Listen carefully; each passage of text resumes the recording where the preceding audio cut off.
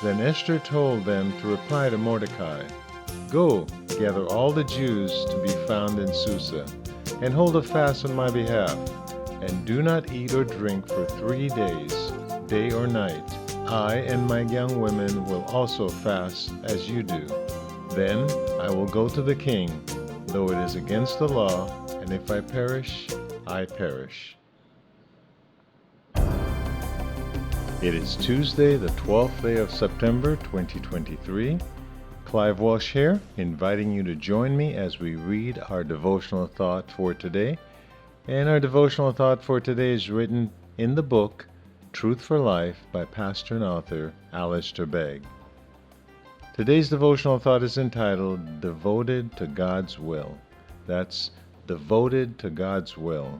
And the verses, Esther chapter 4, verses 15 and 16, and it reads, "Then Esther told them to reply to Mordecai, 'Go, gather all the Jews to be found in Susa, and hold a fast on my behalf, and do not eat or drink for 3 days, day or night. I and my young women will also fast as you do. Then I will go to the king, though it is against the law, and if I perish, I perish.'" That's Esther chapter 4, verses 15 and 16. Alistair Begg writes, "Only once we are unafraid to die are we free to live." Up until this point in the book of Esther, Mordecai had been sending the instructions and Esther have mainly been responding. Now Esther decided what she must do. She moves from being passive to being active, and she does so with absolute result commitment. She will go and speak to the king on behalf of her people. Though she would approach him alone, the queen's endeavor was not going to be solo effort. Her Jewish community would fast with her on her behalf. They were in this together. The fast was one not of mourning, but of declaring their desperate need for God's intervention. Esther recognized that she had to do something, but she didn't want to go to the king haphazardly, hoping to stumble into his presence based on her looks or what she has meant to him. She wanted to go to the king only on the strength of who God is and what he wanted. Esther's devotion to God was evident and striking. "If I perish, I perish." She was committed to go to the king even though it was against the law and might have resulted in her death. Esther chapter 4, verses 10 and 11. While risk was involved, she understood that the demand of God supersedes all other considerations. She knew she must do all she could act for the good of God's people, and so she was willing to put her life at risk.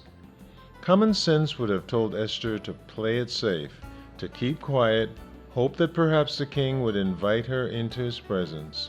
But common sense and believing faith are not always in accord with one another. After all, common sense would argue that the worst thing that can possibly happen to our life is for us to love it, while believing faith views death as gain and far better, for it is departure to be with Christ. Philippians 1:21 as well as verse 23. Esther was willing to die to what was needed. She had decided that it was better to perish obediently than to live disobediently.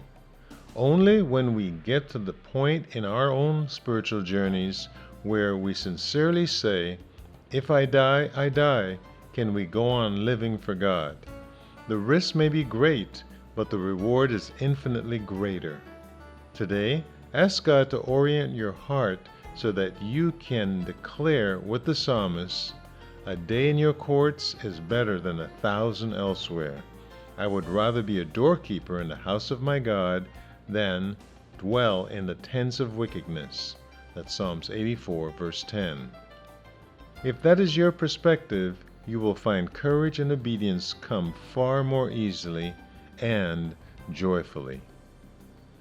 Courage and obedience will come far more easily and joyfully if we purpose in our hearts to dwell in the courts of the Lord forever. great devotional thought entitled Devoted to God's Will. And question is, are we devoted to God's will in the way that Esther was? May God, by His Holy Spirit, make that true for each one of us listening to this devotional thought today. Clive Walsh here, encouraging you to continue reading through the Bible in a year. And your assignment, Judges chapter 13, 14, and 15, and John's Gospel chapter 5, verses 1 through 24.